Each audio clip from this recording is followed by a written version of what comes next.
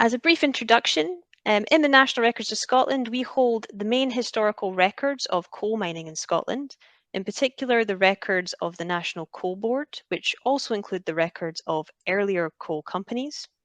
Within the Coal Board records are statutory working plans, some of which were created between 1955 and 1989 in response to the Mines and Quarries Act 1954. This act required mining managers to keep accurate plans of abandoned and active workings in the mine, as well as all other workings within the boundaries of the mine. The plans featured only include areas with active or abandoned coal workings, which include underwater workings, and they cover much of the central belt of Scotland. To talk a little about these plans and what they show in an area, I'd like to welcome and introduce Neil Simpson. Neil is a retired mining surveyor who currently volunteers at the National Mining Museum of Scotland. Neil has kindly agreed to share his expertise and talk us through an example of one of these plans. Welcome, Neil. Thank you very much for joining us. Thank you, Jocelyn. This plan we're looking at here is an example of one of the statutory working plans that we kept at collieries. And each individual seam had a plan for each area. And in this one, we have what's called the Great Seam, which is the thickest seam that we worked in the Midlothian coalfield. And in this particular plan, it shows the workings from both Bilston Glen and Easthouses collieries. So if we look at the title first, down the bottom corner, it tells you that it's the Great Seam we're working. And also it shows a seam section. So 7 feet of coal was quite thick at the time. Generally, we worked 3-4 feet. But the Great Seam, why it got the name Great Seam is because it was so thick. And what we had to do, these plans were kept updated constantly as the mine workings progressed. So if any particular roadway or area had worked more than 300 feet since the last survey, or had been more than 3 months since the last survey, we had to go down and survey where it was at that particular time and update this plan accordingly. Right. So the information it shows as well as this, as particular for Easthouses colliery, is the surface levels and the levels for the coal seam that it pertains to.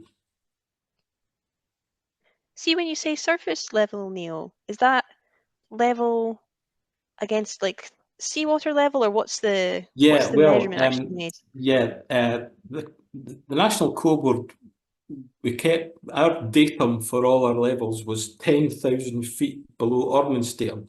Ordnance datum generally being sea level, and so our datum with the National Coal Board was 10,000 feet below that, so that all the levels would be a positive number, and we didn't have to deal with depths or negative numbers. It meant if, say, a level, the 8,000 feet level was below the 9,000 feet level.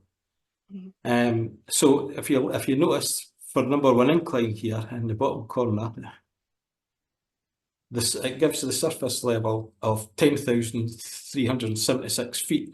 So that's 376 feet above sea level. I see. Okay. And so the pit bottom level in this one is 8,568 feet, which again is nearly 1,500 feet below sea level, which is Easthouses was a drift mine rather. It didn't have shafts; it had inclines, so it was an inclined tunnel rather than a vertical shaft going down the way. And if you can see, what you can see in this specific plan is this green hatched barrier, and that was the planned barrier between the workings that Bilston Glen was working to the west and Easthouses was supposed to work to in the east. As it turned out, Bilston Glen worked past it. These workings here are all from Bilston Glen. Right, okay. So what you can see specifically in this small area here is just generally what we would call a statutory survey. Again, it was if if the coal section that we were extracting had moved either 300 feet or it was 3 months. And this was the standard information we kept. So we have the levels, which again is roughly 1,500 feet below sea level. Okay. And this brown line here is actually a fault. So the coal has been displaced. Really a bad thing to happen underground. It made things very, very much harder to work. And this beside it here, this is the seam section. So coal seams are rarely just one big lump of coal. They're subdivided into different types of coal. So in this one we have coal 14 inches split, which is basically clay. Oh, right, okay. PA is parrot, which is cannel coal, again a different type of coal. Coal 20 inches, dirt 7 inches, and coal 10 inches. Right, okay. The coal seam changes all the time. It's never uniform. It changes both in thickness and the constituents parts of it that we make up. And so we had to keep this geological information, because if you start getting the dirt band starts getting too thick, it starts becoming uneconomic. You don't want to take that dirt up the pit. And mechanical mining, which we worked in the 80s when I was underground, all that material went up the pit, and then you had to wash it to get rid of the dirt. Whereas in the olden days, when you were hand stripping, if you're mining it just by hand, they could basically throw that dirt to the side rather than take it up the pit. So it was one of the problems with mechanical mining, that you had to make sure you weren't taking up too much dirt with your coal. The other interesting things here is these, it's not very clear, but these roadways here, you have the pink roadways, which are roads in the coal. So all this tunnel here, this roadway, is inside the coal seam. But this roadway here, which is brown with 4 parallel lines rather than just 2, it's what's termed a mine. It's a roadway which is not in the coal, it's going through other strata. So it's either going through sandstone or mudstone. And the reason for that is these double lines here, that's a geological fault. So the coal's been displaced. And it means that rather than tunneling through coal, they've not been able to find the coal until they get up to this area here. And so they've had to put the tunnel through different strata. That's what these parallel lines mean here.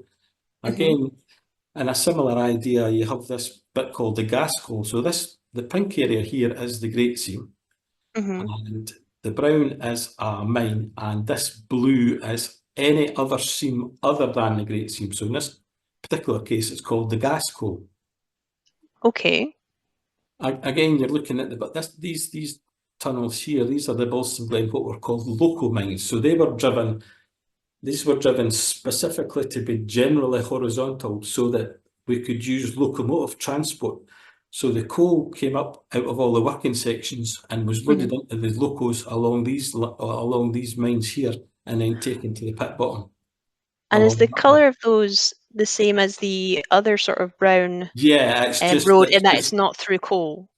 Yeah, these were specifically developed to be horizontal, and we didn't care about the coal. But you wanted because a loco would be driving along it.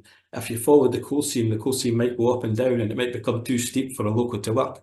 So these Balsam Glen was developed to be specifically horizontal mines, and we didn't care about the coal until we got near where we were working at the coal. So that's what these are. These are local mines. These 2 big roads there.